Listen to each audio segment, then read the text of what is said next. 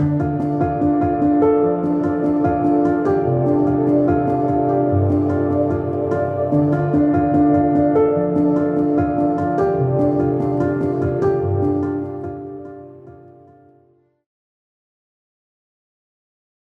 everyone, and welcome back to the George Collection. I'm Rachel with Right Side Blonde. Today I'm going to bring you the second anniversary issue. I've highlighted this one before, but I wanted to highlight a certain article called The CIA, 50 Years of Success, Scandals, and Sabotage.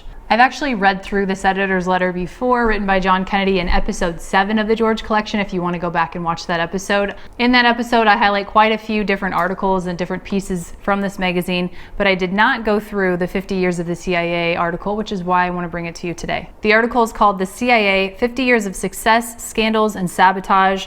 The essay was written by James Risen, and the timeline was done by Jeff Goldberg and Ned Martell. Here we go. At Central Intelligence Agency headquarters in Langley, Virginia, a piece of the Berlin Wall decorates the lawn. The agency celebrates its 50th anniversary this year, and the memento has become an ironic symbol of the CIA's identity crisis. The Cold War has been won.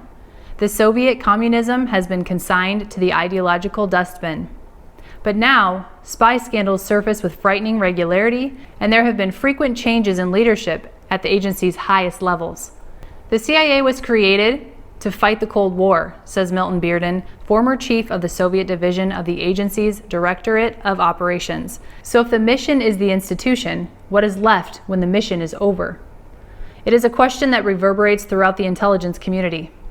When President Harry Truman signed the landmark National Security Act of 1947, the CIA was born as an outgrowth of the Office of Strategic Services, a clandestine spy organization established during World War II. The CIA's sole mission, under inaugural director Rear Admiral Roscoe Hillenkoetter, was to fight communism in the world's shadows and back alleys from Bangkok to Berlin. The agency proceeded to do just that, sometimes brilliantly, sometimes notoriously. Today, the CIA tracks more and diverse targets: international terrorists, narcotics traffickers, and weapons of mass destruction. Still, many CIA veterans insist that the agency is successfully moving into the post-Cold War era. According to former CIA Director Robert Gates, the last budget he submitted to Congress before leaving the CIA in 1993 earmarked only 13% of funds for intelligence activities directed at the former Soviet Union. I think the agency made the adjustment in its mission and in the way it allocated its resources faster than any other agency in Washington, he says. The government's expectations of the modern CIA are enormous, but the agency's budget is small relative to the overall U.S. intelligence community. Out of an annual U.S. intelligence budget of about $30 billion, the CIA receives only about $3 billion. Most of the rest is swallowed up by military surveillance, satellite procurement, and the super-secret National Security Agency, which eavesdrops around the world.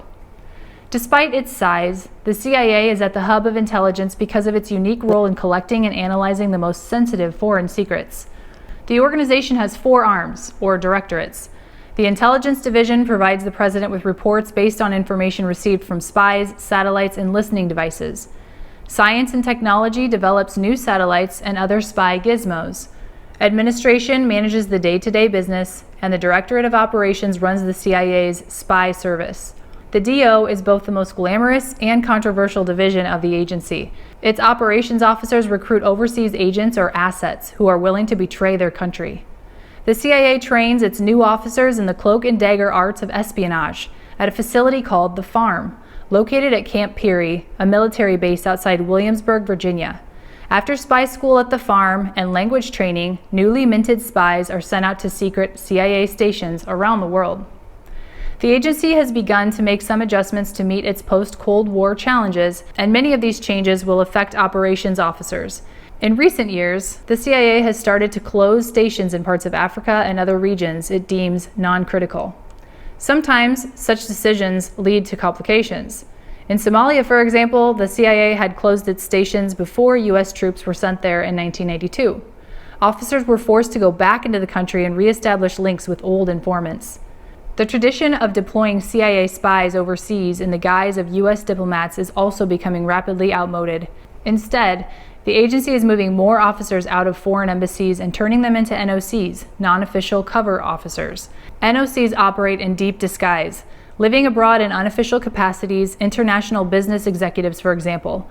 But the NOC initiative has plenty of problems. It's expensive, and it does not provide diplomatic immunity for its officers, putting them at considerable risk of arrest and imprisonment on foreign soil. CIA veterans warn that if the agency does not find more creative ways for case officers to recruit assets, it won't be able to field an effective espionage service for the new millennium. Current CIA Director George Tenet has a vision. I would create an intelligence culture that challenges conventional wisdom and encourages creative but responsible risk-taking, he told the Senate Intelligence Committee during his confirmation hearing in May. Next to objectivity, this ethic is the most important part of our professional identity. It cannot be allowed to wither. Now I'd like to read through some of the highlights of the timeline at the bottom part of this article. So first we have September 18th, 1947, good number, is the birth of the CIA. The National Security Act of 1947, signed by President Truman, creates the Central Intelligence Agency, America's first permanent foreign intelligence service. In the 1940s, a flashless, silent .22 caliber pistol was created. July of 1950, the agency sets up anti-communist propaganda assets, first Radio Free Europe and later Radio Liberty, to beam news behind the Iron Curtain. In May of 1951, Soviet spies Guy Burgess and Donald Maclean escape from London to Moscow. Later, their partner turns out to be Harold Kim Philby, British intelligence liaison to the CIA. In 1963, he defects to Moscow. If you haven't gathered yet, these are not in chronological order, so they're just kind of bouncing through time. In June of 1954, President Eisenhower orders the CIA to topple Guatemala's democratically elected leftist government. The agency uses a small group of insurgents to oust President Jacobo Arbenz Guzman. In March of 1960, after Fidel Castro led a revolution in Cuba to oust dictator Fulgencio Batista, Eisenhower instructs the CIA to depose the charismatic leader. The agency initiates a series of unsuccessful murder plots. In August of 1960, the U.S. launches its first reconnaissance satellite, giving the CIA critical coverage of the USSR and nuclear missile data. So we've been listening with satellites since 1960. Imagine how crazy they are now. In April of 1961, a small army of Cuban exiles, backed by the CIA, launches a doomed invasion of Cuba. President Kennedy publicly takes responsibility.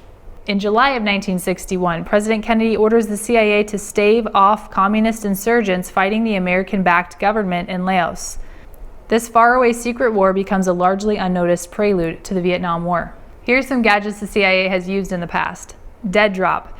These waterproof canisters protected papers, photos, even cash. Easily interred with the stamp of a foot, dead drop spikes were recovered by agents with maps that marked the exact burial spot. The hotel kit. Holding a glass up to a wall was made obsolete by listening gadgets, like a super sensitive mic, a headset, and an amplifier to keep voices from being drowned out by coughs and clunks in the background. Tire spikes. These things are hollow. Air could whistle out, foiling any self-sealing technology. Agents carried two for a parked car's front and back tires. Funny money. When pressed under the eagle's wing, this Eisenhower dollar opens and reveals its contents, microfilm perhaps. It's still in use today. And lastly, micro dot camera. Only the size of a quarter, this little disc camera can snap several images at a time. Word of caution. Don't forget to flip open the miniature lens cap. Thought this article was a good one to cover today just because the CIA has been in the news a lot in the last, 4 years or so. And President Kennedy himself said that if he could splinter the CIA into thousands of pieces and scatter it into the wind, he would have done it. Kind of makes you wonder why he said that. But after reading what the CIA has had their hands on over the years since 1947 and seeing the capabilities they had and for how long they've had them, it kind of starting to make sense now, at least to me. What do you all think of the CIA? Good, bad, indifferent? I'd love to know your comments because your comments help others connect the dots, and I can't come out and just give it all away now. You guys have to do some of your own research too. I hope you enjoyed this week's episode of the George Collection. I really appreciate all of your support. Have a great week, and I will see you next time.